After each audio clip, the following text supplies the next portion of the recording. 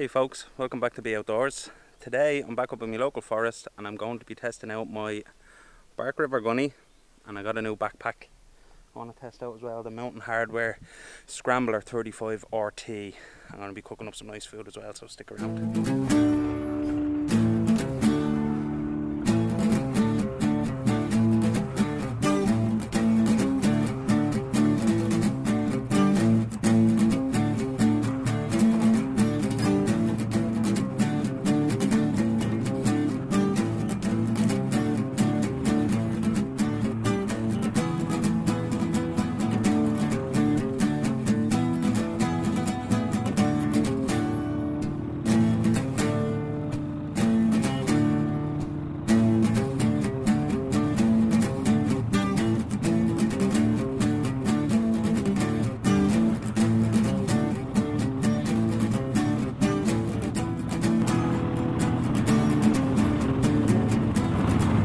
So first of all, I suppose I want to apologise to you guys. It's been over a month since our last video, I'd say. I know some of you guys got in touch to ask us, is everything alright, are we done, or what's the crack?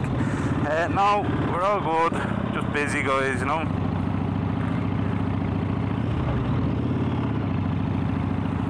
Both myself and Bernard have full-time jobs, and Bernard, some of the hours he has to work are crazy, like. I have 3 young kids as well, so can't always get out, you know, shoot YouTube videos. I was delusional in the beginning. I was thought like, yeah, we'll get out once a week, every week, we'll put a video out every week, keep it consistent. But the fact of the matter is, it doesn't work out like that. Like, it became clear to me very quickly that didn't nobody want to see the same guy going out to the same spot doing the same thing every week. What's the point in that?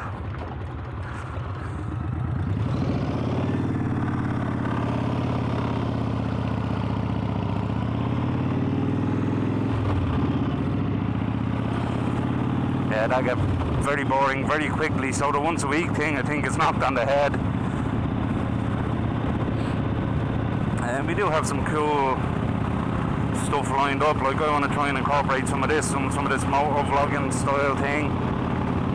I do want to incorporate some motorcycle camps. I want to incorporate some fishing. If that's cool with you guys, maybe a bit of shooting during the summer. I do a bit of clay pigeon shooting, so I might incorporate some of that. You know, just keep it fresh, keep it different, you know. I suppose I may apologise for the sound of this. It's going to sound weird, it's going to sound totally different than the video for a couple of reasons. One is I'm using a little sort of shitty lapel mic.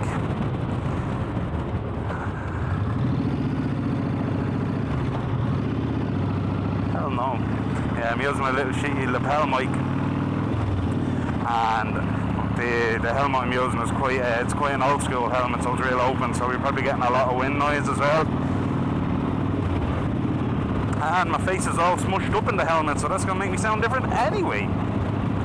But sure, look, hopefully you're getting these nice views in.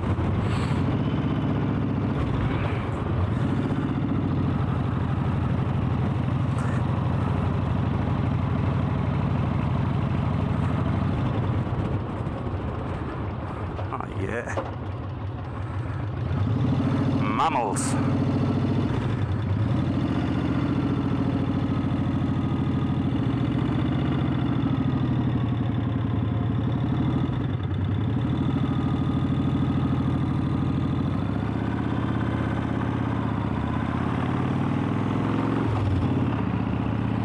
Middle-aged men in Lycra.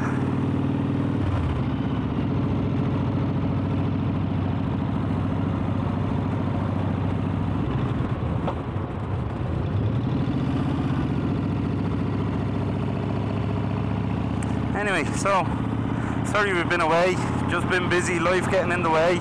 We organised a camp for the weekend. We got the big snow, the beast from the east, and we actually tried to get out. I tried to get out, but I don't know if I'm going to leave it in. The bike and the car parked down an underground car park, and the snow was like piled feet high, like probably, I don't know, 4 feet high up against the gate on the ramp coming out, so there was no way I was getting out there to go on the camp during the snow. And it's a big regret, because I would have loved it. Like, it was probably the one chance we'd have got to get get closer to like the experiences that the likes of your bloody Sean James and your Joe Robinette and stuff get, you know, when they're out camping in the deep snow over there in Canada. Would have been cool, but hell and ever. Couldn't do it, couldn't get out. We did get one camp in on an island. It's a private island I have permission to camp on. We went over there, a bit of a reconnaissance mission. Kind of decided when we got over there that we wouldn't film, we just sort of enjoy our day. And it was cool, we had a really nice time. Both myself and Bernard had a lovely time. It's a nice little island, we'll be doing a few videos.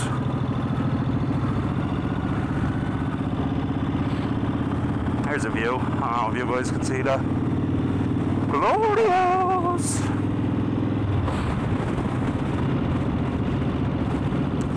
Yeah, so we had a lovely time on that. Kind of glad we didn't film it because we were able to just kind of chill out, you know.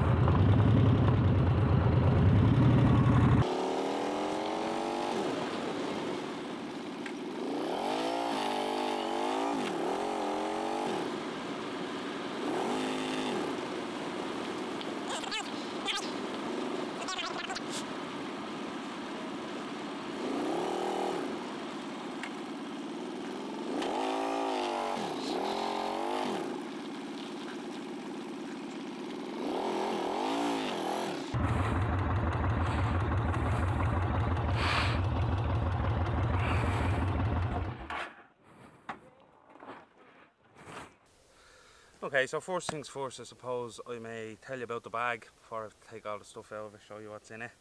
This is a Mountain Hardwear Scrambler 35 RT.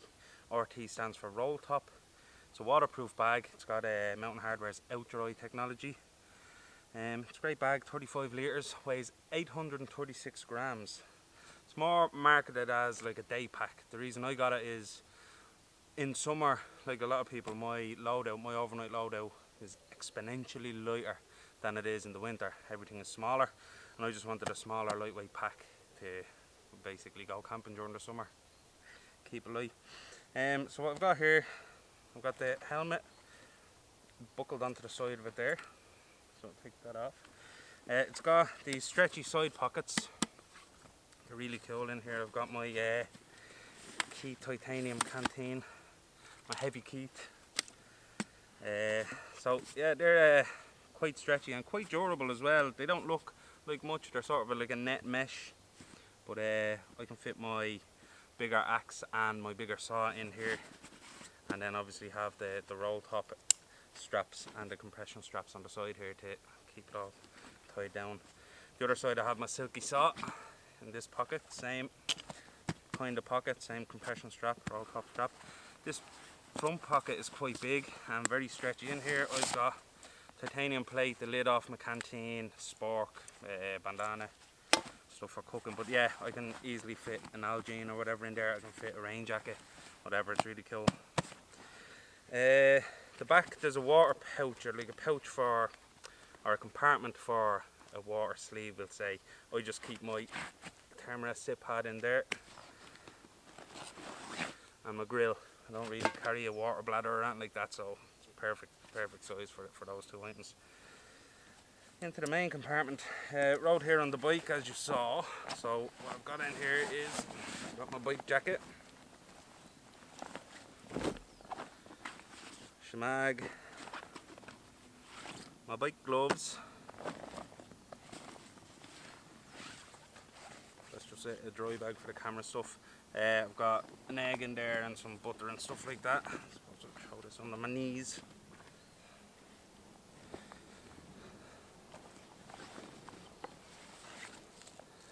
Camera lens, some camera stuff, some food that I'll be cooking up, sausages, soda bread, first aid kit, sheath off the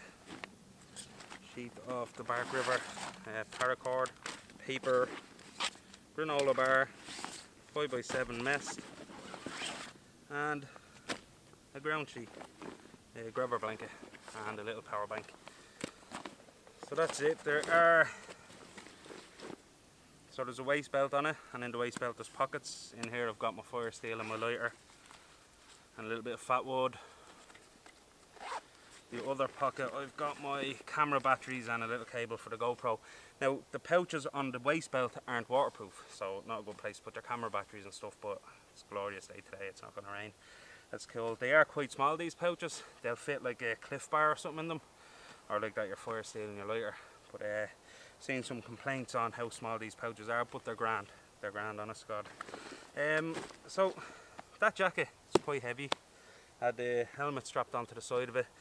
It actually rode grand on the way up here on the hike up. Now, it's not a long hike, I'm not going to lie, it's 10 minutes max. Uphill though, and it rode grand, it really rode grand. I was surprised at how nice it rode on my back. It's quite small torso wise, I'm just about in the range, maybe a little bit outside it, maybe an inch or two outside it. The torso is quite small in it, but it's nice, it's grand, comfortable, and super lightweight, and super waterproof. You can throw everything in here, roll the top, clip it down, and then chuck it into a lake. Anyway, that's enough about that. I'm only testing it out. I only got that last week, the week before maybe. It fits my whole winter loadout in it, believe it or not, with my -7, my -7 bag, sleeping bag. And I got it for the lighter summer stuff, so far so good. I'm happy with it, but let's just go, you guys know how it goes as I'm using it, as it progresses, maybe after a month or two. I'm going to bring that on my next 3 or 4 camps to give it a real good test. I'm sure we'll see. Right, I'm going to get to work.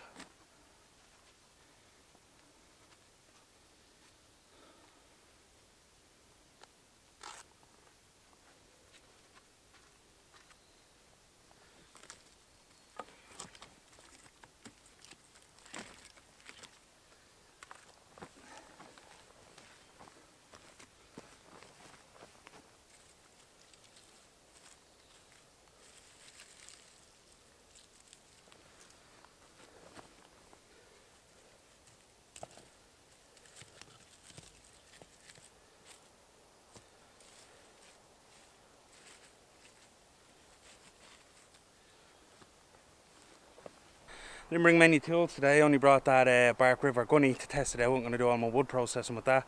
And I brought my silky gone boy. I'm going to go down now and look for some limbs and stuff like that to take. I'm not going to be taking down any trees today. So here's a nice fallen spruce here.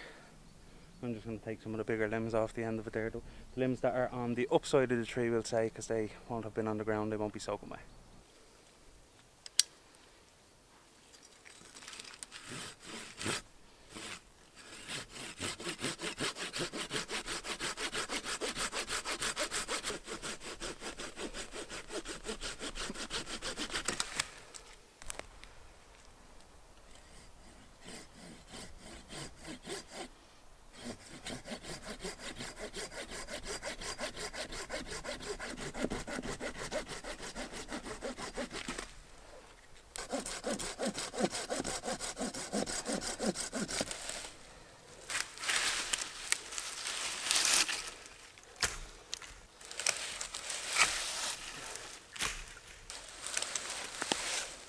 So I've got 3 nice big limbs there.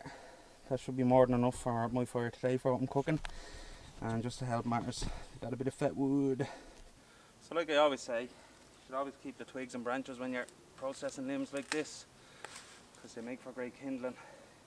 So when you get your pencil lead size from your twigs, then your pencil size from the slightly bigger branches, it just makes life a whole lot easier.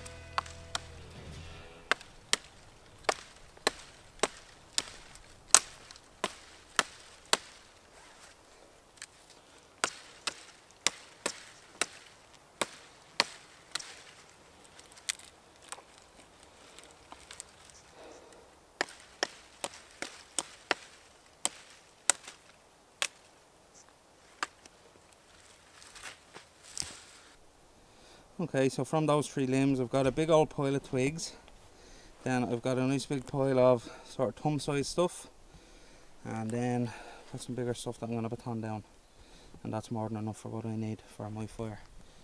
I also have a little base for my fire there as well. So I'm going to baton down this wood here now, see how the gunny fares with that.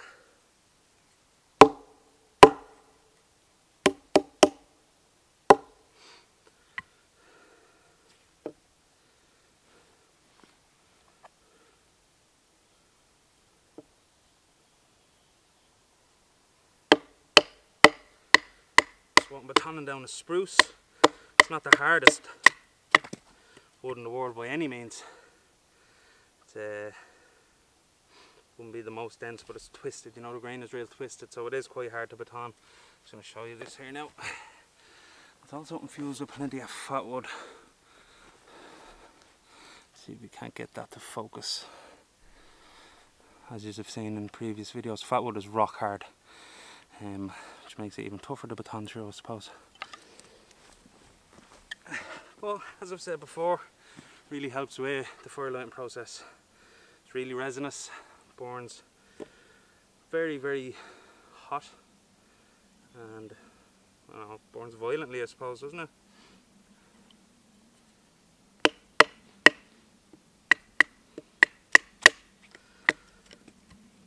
So, the Bark River Gunny, this model is rampless A2 steel, convex, not full height convex, but it's one of their Bark River sort of standard convex rind.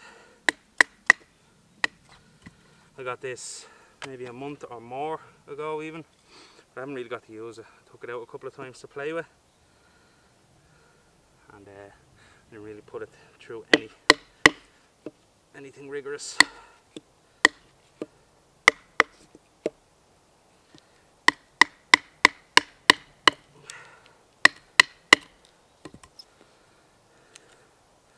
Okay, the reason I got it is I wanted a smaller knife. Most of the knives I would have had would have been like bloody 4.5, 5 inches long, you know. Kind of got tired of the big knife. I wanted something smaller, especially considering how much I use my axe now, you know. I used to be I used a knife for everything kind of guy, but now I've become more of a axe man. An axe man, he says. Yeah, I love to use the axe for wood processing, so the knife generally tends to stay in its sheath for most of the time, unless I'm cutting food or maybe cutting a bit of cordage or something. Oh, it's a nice knotty piece here.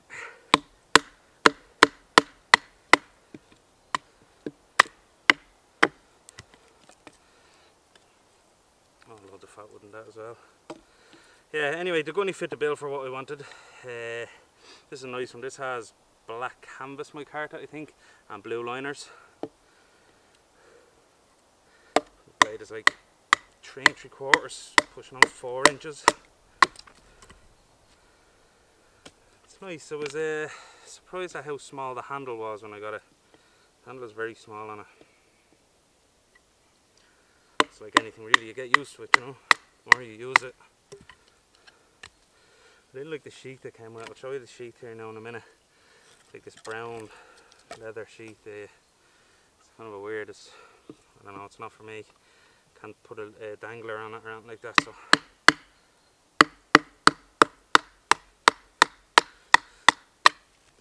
A2 steel as well, so I did a bit of research on A2 steel.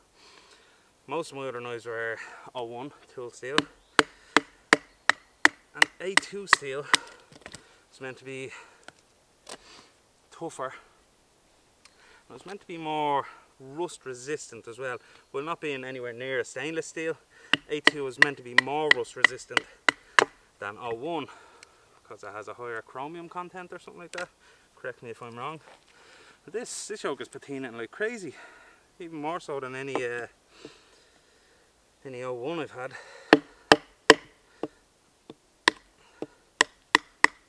Actually, to the point where I've started putting bloody olive oil. Start putting olive oil right on the edge, just to make sure that the edge doesn't get all rusty, you know. Yeah, I'm surprised at that. How have you guys been anyway? I haven't spoken to you in a while. Anyone get out and get up to any adventures in the beast from the east in the big snow? Myself and Bernard had a camp planned. We were going to try and get out, really looking forward to it, but I couldn't get out my bloody my car park because of how high the snow was. It was raging.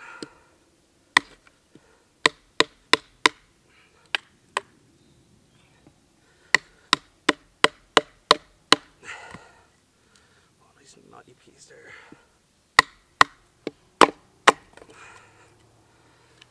Yeah, we went on a camp on this island. We have permission to camp on a private island out in the middle of a lake. That was cool. Gonna be doing more stuff there, certainly. Definitely.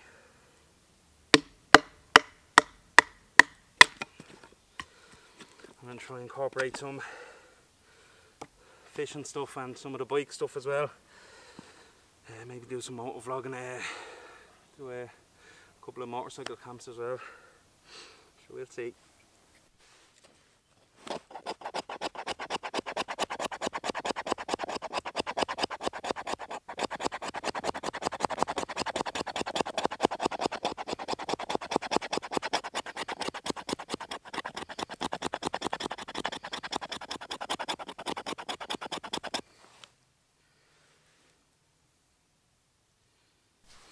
I ain't gonna lie guys, the old feather curls aren't working for me today, so fatwood shavings it is.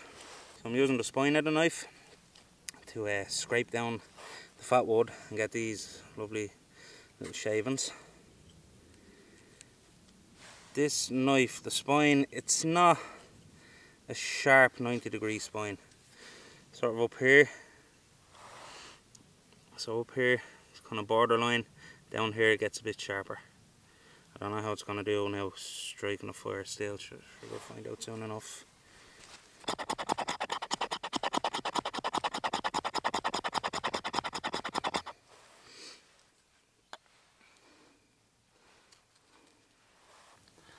Okay, so I'm going to try light something like this fella first. Some nice curls, some nice shavings there, fatwood shavings, and it's on this stick so we'll be able to manoeuvre it.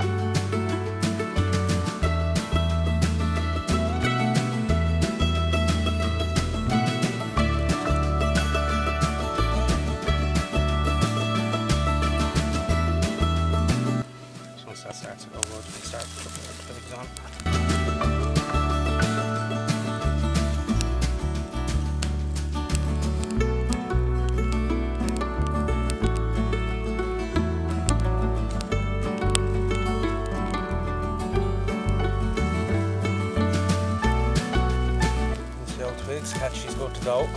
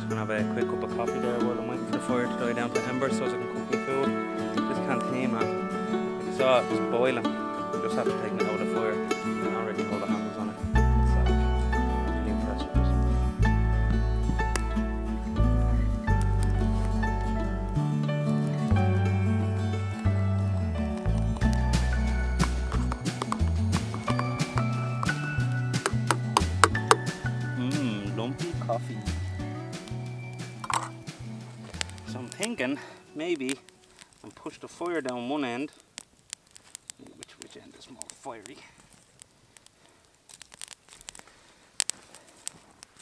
And push the coals up the other end and start cooking on the coals. I still have my fire going down here.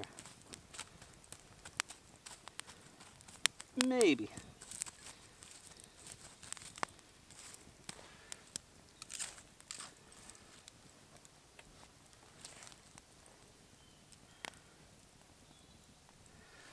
What do you reckon? Precarious? Precarious. Ooh, look at the little baby sausages. Need some of the butter in there.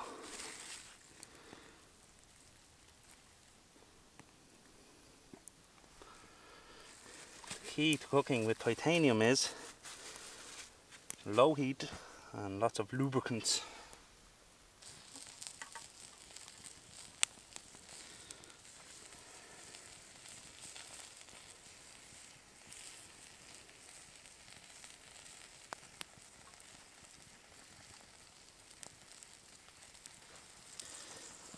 Okay, so I have to readjust a lot. I was losing sausages left and right.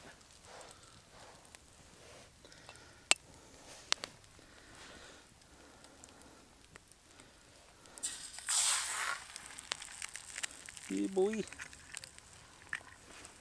Okay, so I've had to rejig numerous times, but we're getting there. My sausages are extra ashy, and my eggs are extra debris-y. Got loads of debris in there for flavour. I'm gonna make sure that top of your egg is cooked. You get your juice, and just pour your boiling juice, your butter juice, on top of the egg. Spoonfuls. Cook your top of your egg for you lovely, and you won't have to flip it then and destroy it, as I'm prone to doing. Coming together nicely. You see about toasting up this soda bread.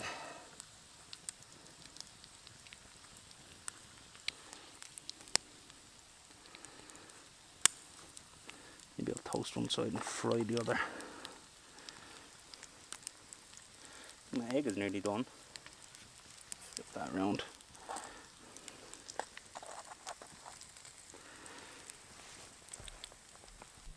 I'm calling it. I'm calling these bad boys done. I'll get back with you in a sec.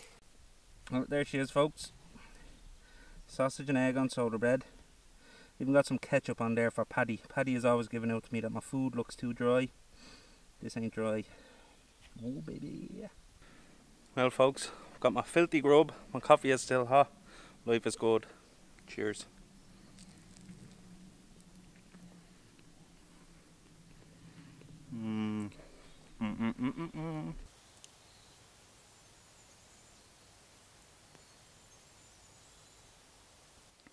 So before I wrap her up, I just wanted to do a little sharpness test again on this knife. I've used it for batoning.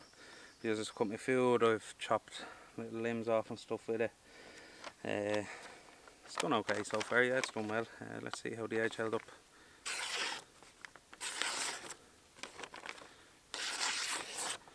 That's not too bad, is it? Surprised at that.